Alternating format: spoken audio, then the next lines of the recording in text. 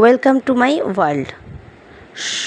সহজ জীবনে আপনাদের সকলকে স্বাগত জানাই।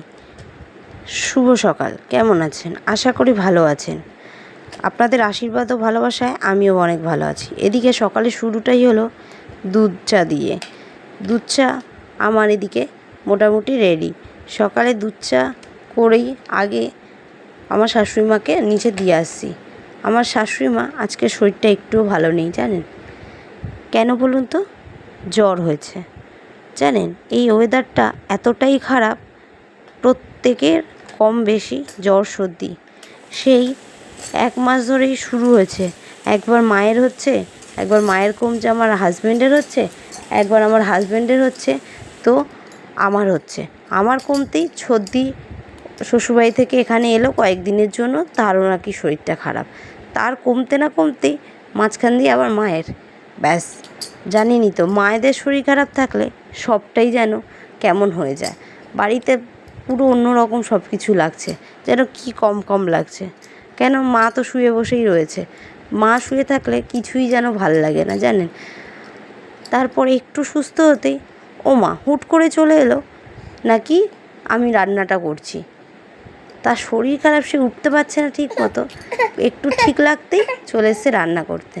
কেন বলুন তো? ওই যে ওষুধটা খেয়ে মনে একটু ভালো লাগছে, এসেই মাছগুলো ভাজছে। জানেন, একটু ঠিক হতেই তারপর বলছে আমার শরীরটা খারাপ করছে। আমি বললাম তোমাকে আজ থেকে বলেছে বলো দেখি?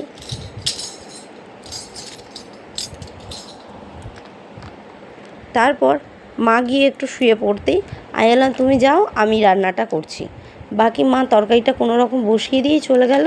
আমি ওদিকে ভাতটা ঝেড়ে ফ্যানটা ঝাড়তে দিয়ে এদিকে চলে এলাম তরকারি কষতে। তরকারি মোটামুটি কষা হয়ে গেছে।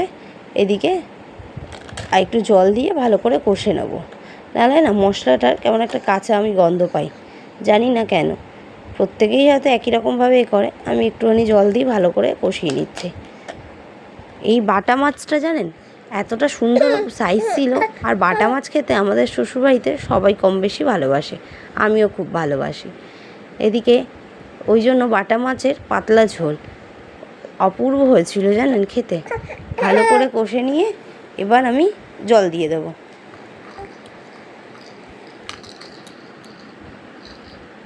একটু বেশি করেই জলটা দিচ্ছি, কেননা এই বাটা মাছের একদম পাতলা ঝোলই খেতে ভালো লাগে।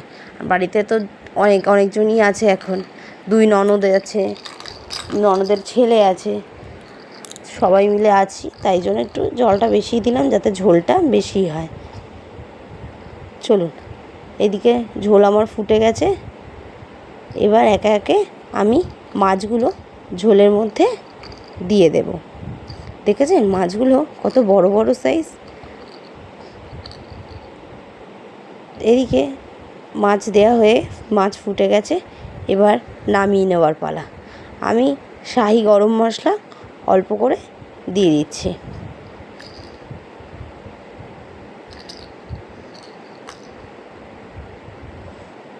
এদিকে একেবারে রেডি আমাদের ধোয়া ওঠা গরম গরম বাটা মাছের ঝোল।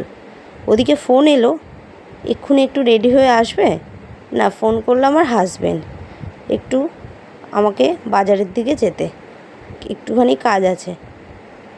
তাই জন্য রেডি হয়ে ছেলেকে ননদের কাছে রেখে বেরিয়ে পড়লাম। বাড়ির রাস্তা দিয়ে হাঁটছি, রাস্তা থেকে অটো করেই যাব। আসার সময় ওর সাথে গাড়ি করে চলে আসব। ওর ওখানে কিছু ব্যাংকের কাজ আছে, আর অন্যান্য কিছু দরকারি জিনিসপত্র নেবার আছে, যেটা ওর একার পক্ষে সম্ভব ছিল না, সেই কারণেই আমার যাওয়া। চলুন, দেখছেন অনেক দিন পর বেরোলে যা হয়, চারিদিকটা ঘুরে ঘাড়ে দেখছি। অটোতে উঠেও গেছি, অটো করে যাচ্ছি বাজারের দিকে। বাড়িতে এসে ফিরে গেছিলাম অনেকক্ষণ। বাড়িতে ফিরেই একটু খেয়ে দিয়ে রেস্ট নিয়ে ঘুম থেকে উঠেই চলে এলাম নেল পলিশ করতে। ঘুম থেকে উঠে আর কি বলছি, ঘুমাতে গেছিলাম, আমার ছেলের জন্য আমি ঘুমাতে পারিনি। দেখছেন এখন আমি ভয়েস ওভার দিচ্ছি, পাশে বসে সমানে তার ঝুনঝুনিটাকে বাজাচ্ছে, যত বারণ করছি তত তাই। এই দেখুন এই নেল পলিশটা আজকে কিনে এনেছিলাম। কেমন লাগছে বলুন তো? আমি নেল পলিশ পরতে জানেন খুব ভালোবাসি। আপনারা কে কে ভালোবাসেন আমাকে জানাবেন। ওদিকে সন্ধে প্রায় হতেই যায়, বিকেল গড়িয়ে সন্ধ্যের দিকে আস্তে আস্তে রওনা হচ্ছে। পুরো বাইরেটা অন্ধকার নেমে আসছে, কি ভালো লাগছে দেখুন, চারিদিকটা কত সুন্দর লাগছে।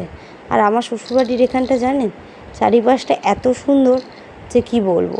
কারোর যদি মনও খারাপ লাগে, কেউ যদি একটু জানলা থেকে বাইরের দিকে তাকায় কিংবা একটু ঘর ছাদে উঠে তার দিকে তাকায় বাইরে, তার যেন মনটাই ভরে যাবে। এদিকে সন্ধে হতেই আমি সোজা বসে পড়লাম সন্ধে দিতে। এদিকে সন্ধে দিয়ে গপুদের শয়ন দিলাম, শয়ন দিয়ে এদিকে থালা বাসন ধুয়ে সোজা এরপর যাব নিচে। গেটগুলো ভালো করে দিয়ে লাইট অফ করে সোজা এবার নিচে যাব। এই দেখুন, আবার ছাদের দরজাটা বন্ধ করতে ভুলে গেছিলাম, আবার সেই বন্ধ করে নিচে চলে এলাম।